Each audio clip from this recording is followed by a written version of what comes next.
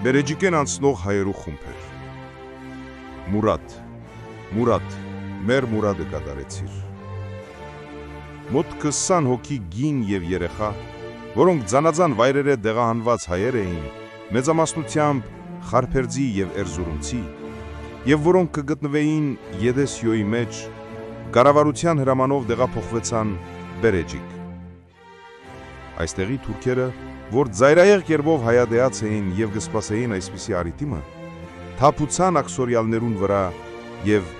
ասոնք մեր գերիներն են, մեր դեմ գրվող ժողովուրդ են, ըսելով սկսան կողոպտիլ և արևնանգել։ Ամեն մեկ թուրք աղջիկը կամ գինը վերցուց, նույնիսկ թերավի աղջիկները դարան գնության առնելու համար։ Ձեր գիներ սևաբ է, Աստուծո ինթունելի է սելով գուգային աղջիկներ կտնեին իրենց փացագա որդիներուն համար։ Թուրք ժողովրդին թուլադրուված էր ամեն տեսակ վարմունք և հայ աքսորյալները ենթարկված էին անոր քմահաջույթին ու ոչ մեկ բան իրեն կպաշտպաներ։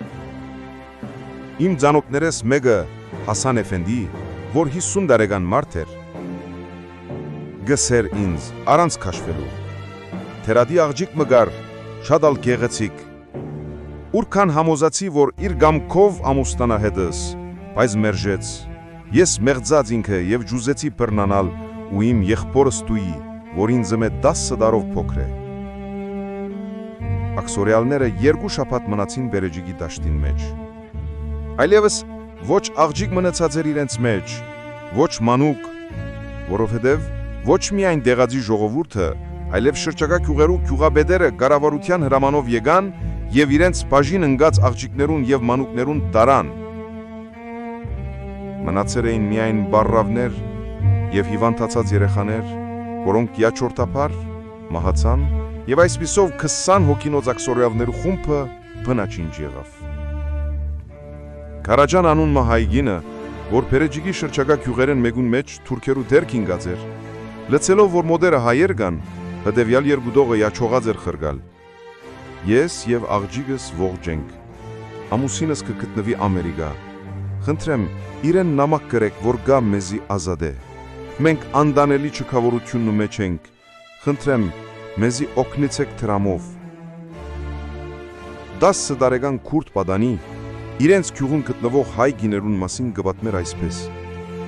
ամեն առավոտ անպատճառ կուլվացվին և շատ ջուր կգործածեն։ Չուզին մերգով նստիլ, ըսեն դուք աղդոդ եք, ձեր վրայեն հոտ կուգա։ Մեր տված հացը չեն ուդեր ըսելով թե չոր է, ըսեն մեր երգիրը լավ գուդեինք։ Հարցուցի քուրդին. տղա, ինչու չոր հաց կուդակ։ Ան պատասխանեց. հայրս մասնավոր չոր հաց կուդա, որ մեռնին։ Հեզ կերկրվելով քուրդ տղան ավելցուց. Գյավուր գնոջ աղջիկը ուզեցինք եղբորս համար, չտվան, ինչպես մենք անոնց գագուղ հաց տանք, բայց ունին իմ դարեկի փոքր աղջիկը, որ շատ լավ հեքիաթներ կպատմե, ես այդ փոքր աղջիկան շատ կսիրեմ։ Սենյակին մեջ նստած էի, երբ թուրքերու ձայնը գլսեի, որ գբորային. Եսիր քելիոր, եսիր, քերի գուգայոր, քերի։ Թուրքերը հայերը գանուվեին կամ եսիր, կամ մուհաչիր, քերի կամ քահթական։ Կեսօր էր և սաստիկ թակ։ Արևը այնքան գիզիջ էր, որ թռչունքները մտած էին ժայրաներու շուքեն ներքև։ Սենյակի մեջ ջերմաչափի աստիճանը բարձրացած էր մինչև 42 աստիճան։ Հագարակ այս տոթագին ժամուն աքսորյանները քալեցնեին, և ես հետաքրքրության մղված դուրս վազեցի և թուրքերուն միջով խառնված գացի դիմավորելու հայերը։ 600-ը ավել բազմություն մը գիչեր փլրագեմը թևի ընդարձակ և ավազագուն թաշտը։ Անոնք ոչ թե քալեին, այլ գլորվեին, և տեսան եփրագա, իրենց ուղին փոխելով դիմեցին թեպի ջուրը։ Մանուկները ետ չմնալու համար իրենց մորեն քղանցկիներուն քախված կշտաբեին թեպի քեդը։ Եղինգիներ պապագած չէին կարող քալել և նստած էին ավազին վրա։ Ձեր գիներ չորացած տիգերը պատրաստելով թեպի ջուր գերթային։ Երիտասարդ ու մանուկ խելայեղ հեվի թեպի քեդը գվազեին, ու այդ թշվարացած անոթի և ծարվա բազմությունը մահվան սարսափի դառնությունը գզգալ է ետքը գարձես թեպի կյանքը գվազեր, հագարակ որ եփրատի ապունքը դագավին դիակներով լեցունեին եւ ջուրը աբագանված էր նեխություններով։ Խումբին ետևեն մնացեր էին 7-8 պոկոտ դղակ եւ աղջիկներ, որոնց ոտքերը ավազի թակությունեն խաչված լալով գգաղային ու գորային։ Ժանդարմանները տեսնելով, որ իրենց առաջնորդած խումբը թեպի ջուրը գուղվուի,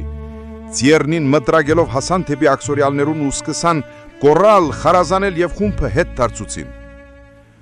Ող փուլած, աղաչանք, ժանդարմաններու հայհոյանքը, մտրակներու շաչույնը իրար խառնվելով բռնած էր աշխարը։ Ու բաբագած ժողովուրդը առանց ջուրին մոտենալու անցավ մեր առջևեն։ Այդ պահին լրած էին այլևս բոլորնալ, հուսահապ աչքերնին մոլորուն, այլանթակված թեմքերով, որոնց մեջ շատերը գաբուցված էին խարազանի հարվածներեն։ Փոքոտ ոտքերու թավ աղմուկը գխշրտացներ արևեն թակցած ավազը միայն, գամ մանուկներ, ժանդարմաններուն հերավորությունեն քաչալերված մորերուն գցուսային քեդը ջուր խնդրելով։ Աքսորյալները չամփուն վրա թքին երկուդյակ, եղիգինը եւ մանուկը։ Յակները անթաղ մնացան, երկրորդ օրը թուրք մխրգեցինք, լայնորեն վարչադրությամբ, որը երթա թաղեզանոնք։ Վերադարձին կպատմեր թե տիակները մերգ էին, քյուղացիները կողոպտար էին անոնց ցնցոդիները, ինչպես միշտ կբադահեր այս տեսա։ Աքսորյալներուն ետևեն գուքար ժանդարման ու տասնաբեդը, որուն շուրջը հավաքվեցամ դեղացի թուրք հանդիսատեսները։ Անոնց մեջ էր հայադեած պերեջիկցի հոչա օղլին, որ տասնաբեդին ուղելով խոսքսը. «Բիրադեր, ինչու գեսկի յոգնեցնես այդ քազերուն համար, երբ խոսքիդ չին հնազանդին, քեդն է դե անհնազանդները»։ Ետով ոգևորված ավերցուց. «Ջանım, Սևդիի Մուրադ քեդը օրական քանի այսպես տիակներ գդանի»։